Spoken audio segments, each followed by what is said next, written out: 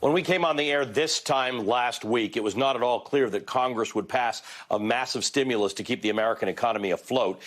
And then they did. The $2 trillion package includes about $350 billion for small businesses. But to many lawmakers, that's just a down payment on massive infusions of cash that are going to be needed this summer. Joining me now is the House Education and Labor Committee Chair, Bobby Scott. Congressman, thank you for being with us. Look, this is one of those situations where business, we learned this with the government shutdown, right? The average American doesn't have that much money extra sitting around for contingency. It'd be terrific if they had 6 months or 9 months like the personal finance books tell you, but that's not the reality of life. It's not the reality for small businesses either. They don't have contingency funding for months and months of closure and staff payrolls. So tell me where you think we are with this bill versus where you think we're going to need to be and how we're going to get there. Well, we've done a lot already. We gave assistance to state and local governments, small businesses, big businesses, airports, housing. As chair of the Education and Labor Committee, I'm delighted to see that we did something for K through 12 and colleges. Colleges are suffering. Obviously, they send everybody home. They have no revenue coming in. They're trying to keep up their faculty and everything else. But the main benefit of the legislation is the money we sent directly to families, $3,400 for a family of 4, and a significant increase in unemployment compensation. One of the things that was pointed out that some might actually make more on unemployment compensation with the $600 a week than they were working, but that's a problem not of the bill. That's a problem of the federal minimum wage, which hadn't gone up in a decade. We need to increase the minimum wage. But there's, unfortunately, a lack of urgency and that's going on. And I think some of your guests have pointed out how difficult a situation we're in. There's an old adage that if you don't change directions, you're going to end up where you're headed. A week ago, we had about 200. Now we've got 2,000. Next 10 days from now, 20,000. 10 days from that, 200,000.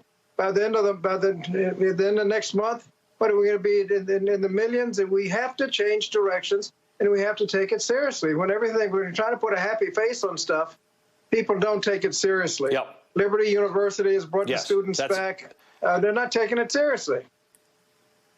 That's a major issue. One of the things that you've been contending with, and that a lot of people want to contend with, is because we are putting so much money into solving this this problem that we have to solve, there are a lot of people saying, why don't we change where the car is headed with respect to wage, with respect to paid leave, with respect to insurance companies, insurance coverage for health care? There are a lot of people saying this might be the moment to actually make some directional change in the way prosperity is dealt with in America, because this is laying bare the degree to which people hang on to their prosperity by a thread.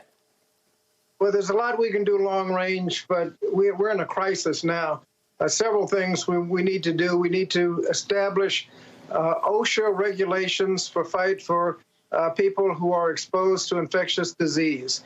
There has been an OSHA regulation floating around, potential regulation floating around for a decade. It's ready to go. All we have to do is promulgate it, and this administration will move on it. You've got healthcare workers without an enforceable OSHA regulation. You've got first responders. You've got TSA agents, people exposed to infectious disease that need protection. We need to expand the family and medical leave. By the time the bill left the House, by the time we enacted the bill, the family part of family leave was eliminated. We provided free vaccines and free testing, but we need to make sure that people get free treatment. These if you get the disease and end up in the hospital, and you talk about these ventilators, people are going to be surprised as how big those bills are going to be. For those that get hit with that, the average family is going to be bankrupt unless we provide significantly support for that. As chair of the Education and Labor Committee, I'm interested in making sure we support our education. We're trying to teach children that aren't coming to school. That's obviously a challenge, particularly for special ed students. Student loans was a problem. That was a problem before this occurred. It's even more of a problem now as people are losing their paychecks. Congressman, thanks for joining me. Congressman Bobby Scott joining me now is